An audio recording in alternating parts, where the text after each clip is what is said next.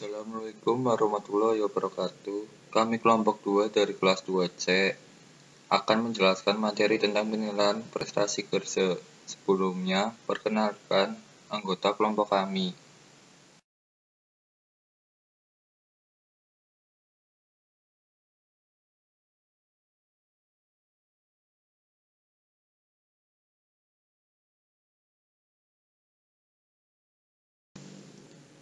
Aristina Afisa Oktaviani, Devi Vinka Suryani, Sinta Mutiara.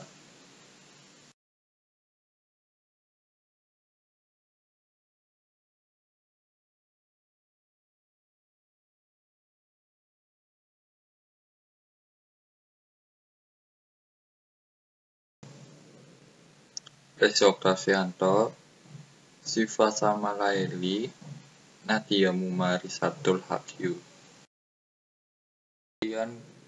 Pengertian kinerja.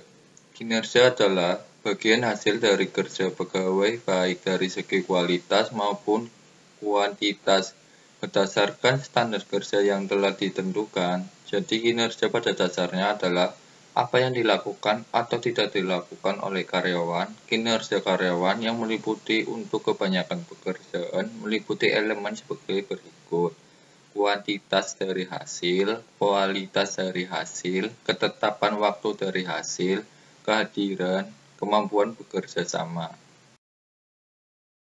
Faktor yang mempengaruhi kinerja, satu kualitas dan kemampuan pegawai. Hal-hal yang berhubungan dengan pendidikan atau pelatihan, etos kerja, motivasi kerja, sikap mental, dan kondisi fisik pegawai.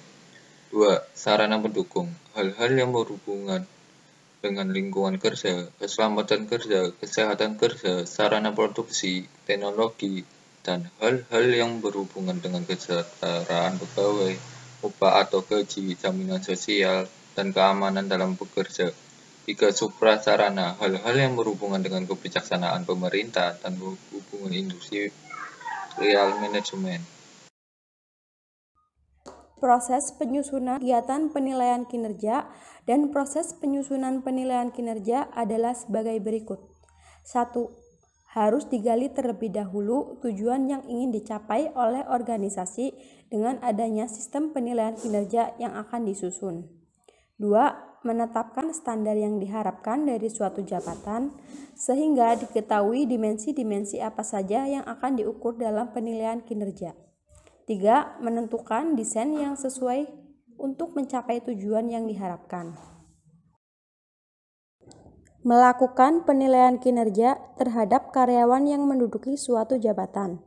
5. Hasil dari penilaian kinerja selanjutnya dianalisis dan dikomunikasikan kembali kepada karyawan yang dinilai agar mereka mengetahui kinerja yang diharapkan oleh organisasi.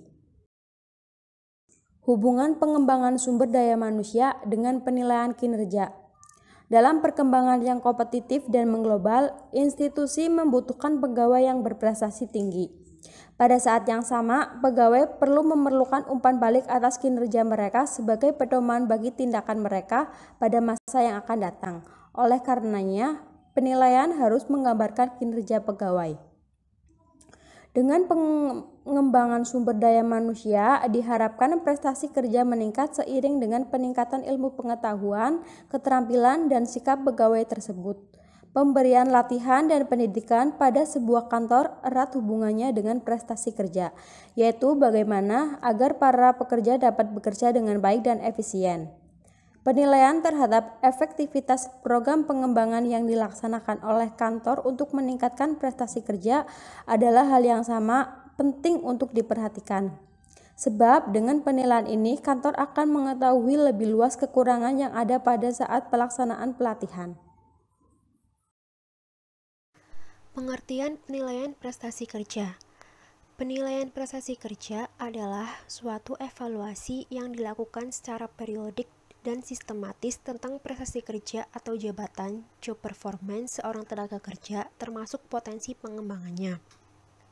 Sasaran yang menjadi objek penilaian adalah kecakapan atau kemampuan pegawai melaksanakan suatu tugas atau pekerjaan yang diberikan, penampilan atau perilaku dalam melaksanakan tugas, sikap dalam menjalankan tugas, cara yang digunakan dalam melaksanakan tugas, ketegaran jasmani dan rohani di dalam menjalankan tugas, dan sebagainya.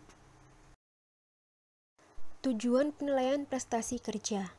A. Evaluasi terhadap tujuan goal organisasi mencakup: yang pertama, ada feedback pada pekerjaan untuk mengetahui di mana posisi mereka.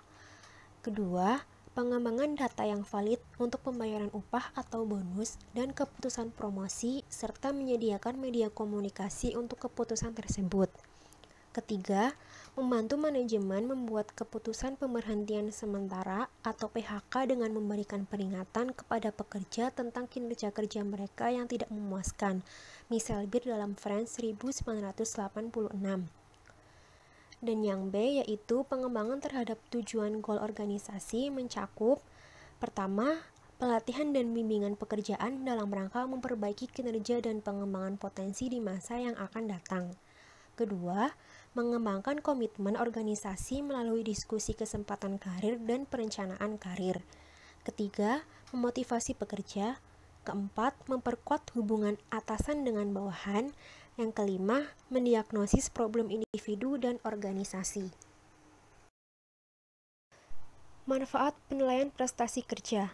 1. Memperbaiki prestasi kerja. Prestasi yang baik harus ditingkatkan lagi dan prestasi yang buruk harus segera ditinggalkan. 2. Untuk dapat menyesuaikan penyesuaian kompensasi tidak boleh statis, tetapi harus bersifat dinamis. Dinamis dalam pengertian menurut harga pasar dan kontingensi dihubungkan dengan prestasi pegawai masing-masing. 3. Untuk bahan pertimbangan penempatan. 4. Untuk menetapkan kebutuhan latihan dan pengembangan. Melalui penilaian prestasi kerja, kita dapat menetapkan materi latihan dan pengembangan. 5. Untuk membantu perencanaan dan pengembangan karir, pegawai yang sekarang bekerja di bidang X sebenarnya ahli di bidang Y, maka sebenarnya pegawai tersebut dapat diarahkan untuk pekerjaan di bidang Y. 6. Untuk dapat mengetahui kekurangan dalam proses penempatan staf, dalam hal penataan staf, misalnya menempatkan orang dari satu jabatan ke jabatan lain, tetapi jika ternyata setelah kita evaluasi prestasi kerja pegawai tersebut rendah, kita tidak boleh langsung menyalahkan bahwa pegawai itu buruk. Dengan staf yang baik, pegawai akan merasa puas dan hal ini akan memberikan keuntungan bagi organisasi. 7. Untuk dapat dijadikan patokan dalam menganalisis informasi analisis jabatan. Uraian jabatan belum tentu baik. Jadi dengan penilaian prestasi kerja, kita dapat menganalisis uraian jabatan yang telah kita susun. Terdapat 6 unsur pelaksanaan dalam penilaian prestasi kerja. Berikut akan kami jabarkan 6 unsur pelaksanaan dalam penilaian prestasi kerja. Nomor 1, terdapat unsur prestasi. Dalam penilaian prestasi kerja, unsur prestasi ini dapat dinilai atau dilihat dari hasil kerja seorang karyawan, baik kualitas maupun kuantitas yang dapat dihasilkan seorang karyawan. Kemudian nomor 2, terdapat unsur kedisiplinan. Unsur kedisiplinan ini dapat dilihat atau dinilai dari kedisiplinan seorang karyawan dalam mematuhi peraturan-peraturan yang ada dan melakukan pekerjaan sesuai dengan instruksi yang diberikan kepadanya. Kemudian nomor 3, terdapat unsur kreativitas. Dalam penilaian prestasi kerja ini, unsur kreativitas seorang karyawan dapat dilihat dari kemampuan seorang karyawan dalam mengembangkan kreativitasnya untuk menyelesaikan pekerjaannya, sehingga dapat bekerja lebih berdaya guna dan berhasil guna. Selanjutnya, nomor 4, terdapat unsur bekerja sama. Unsur bekerja sama ini dapat dinilai dari kesediaan seorang karyawan untuk berpartisipasi dan bekerja sama dengan karyawan lain secara vertikal atau horizontal, di dalam maupun di luar, sehingga hasil pekerjaannya lebih baik. Kemudian, nomor 5, terdapat unsur kecakapan. Unsur kecakapan ini dapat dinilai dari kemampuan seorang karyawan dalam menyatukan dan melaraskan bermacam-macam elemen yang terlibat dalam menyusun kebijaksanaan dan dalam situasi manajemen. Kemudian unsur yang terakhir yaitu unsur tanggung jawab. Dalam penilaian prestasi kerja ini, unsur tanggung jawab seorang karyawan dapat dinilai atau dilihat dari kesediaan seorang karyawan dalam mempertanggungjawabkan kebijaksanaannya, pekerjaan dan hasil kerjanya, sarana dan prasarana yang digunakan, serta perilaku pekerjaannya.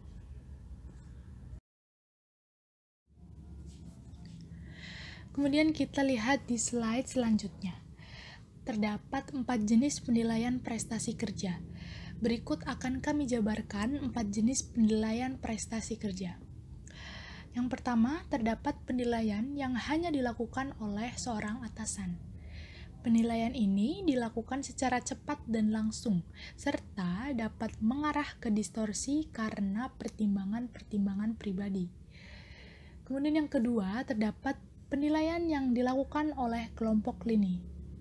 Penilaian ini dilakukan oleh seorang atasan dan atasannya lagi bersama-sama membahas kinerja dari bawahannya yang dinilai. Objektivitasnya lebih akurat dibandingkan jika hanya oleh atasannya sendiri. Individu yang dinilai tinggi dapat mendominasi penilaian. Kemudian yang ketiga, terdapat penilaian yang dilakukan oleh sekelompok staf. Penilaian prestasi kerja jenis ini dilakukan oleh seorang atasan yang meminta satu atau lebih individu untuk bermusyawarah dengannya. Kemudian, atasan langsung membuat keputusan akhir, yang dimana keputusan akhir tersebut menghasilkan sebuah penilaian gabungan yang masuk akal dan wajar. Kemudian, yang terakhir terdapat penilaian melalui keputusan komite. Sama seperti pada pola sebelumnya, kecuali bahwa manajer yang bertanggung jawab tidak lagi mengambil keputusan akhir. Hasilnya didasarkan pada pilihan mayoritas. Metode penilaian prestasi kerja. Yang pertama, checklist, yaitu alat penilaian kinerja yang menggunakan daftar pertanyaan atau kata-kata yang diberi tanda oleh penilai. 2. Metode komparatif, yaitu merupakan metode yang memerlukan para manajer untuk membandingkan secara langsung kinerja karyawan mereka terhadap satu sama lain. 3. Behaviorally Ensured Rating Scale, yaitu cara yang digunakan dengan mengamati perilaku-perilaku karyawan dengan membandingkan karakter-karakter, pengetahuan-pengetahuan, atau keahlian-keahlian. 4. Force Distribution. Dalam metode ini diasumsikan bahwa karyawan dapat dikelompokkan ke dalam 5 kategori, yaitu dari kategori yang paling baik, baik, cukupan, buruk, sangat buruk. 5. Balance Scorecard. Balance Scorecard terdiri dari kata balance dan kata scorecard. Kata score dapat diartikan sebagai suatu penghargaan atas poin-poin yang dihasilkan. Kata balance di depan kata score maksudnya adalah bahwa angka-angka atau skor tersebut harus mencerminkan keseimbangan antara sekian banyak elemen penting. Jadi, balance scorecard adalah penilaian yang dilakukan berdasarkan aktivitas-aktivitas operasional sebagaimana keseimbangan antara keuangan dan non-keuangan atau skor keseimbangan. Selanjutnya, 6. Person-to-person comparison merupakan suatu cara untuk membandingkan seorang pegawai kepada pegawai lainnya dalam berbagai faktor penilaian. Misalnya, untuk faktor kepemimpinan, inisiatif, kerjasama, kuantitas kerja, dan lain-lain. 7. Rating scales atau skala rating. Metode ini cocok digunakan jika hasilnya digunakan untuk keperluan seleksi, promosi, pelatihan, dan pengkajian berdasarkan hasil prestasi. Faktor yang dinilai dikelompokkan ke dalam 2 kelompok, yaitu yang berkaitan dengan pekerjaan dan yang berkaitan dengan karakteristik pekerja. Faktor-faktor yang berkaitan dengan pekerjaan terdiri atas kuantitas pekerjaan, apakah standar kualitas yang telah ditetapkan dapat dicapai, sedangkan yang berkaitan dengan karakteristik pekerja mencakup kemampuan untuk bertanggung jawab, inisiatif, kemampuan beradaptasi, dan kerjasama. Masalah-masalah dalam penilaian prestasi kerja. Yang pertama, halo effect. terjadi jika pendapat pribadi si penilai mempengaruhi penilaiannya terhadap orang lain. Halo efek banyak terjadi pada saat kita harus mengevaluasi teman akrab atau musuh kita. Oleh karena itu, penilai yang baik harus bersifat netral terhadap orang yang akan diberikan penilaian. 2. Central tendency terjadi jika penilai tidak berani memberi nilai rendah atau tinggi, sehingga nilai yang diberikan cenderung di tengah atau rata-rata. Penilaian seperti ini menjadi tidak terlalu valid tujuan pembuatan keputusan dalam promosi. Ketiga, lenient and strictness dihasilkan jika penilai cenderung menilai dengan nilai yang mudah sekali sehingga untuk pekerja pegawai dinilai baik. Sedangkan strictness terjadi jika penilai terlalu ketat menilai pegawainya.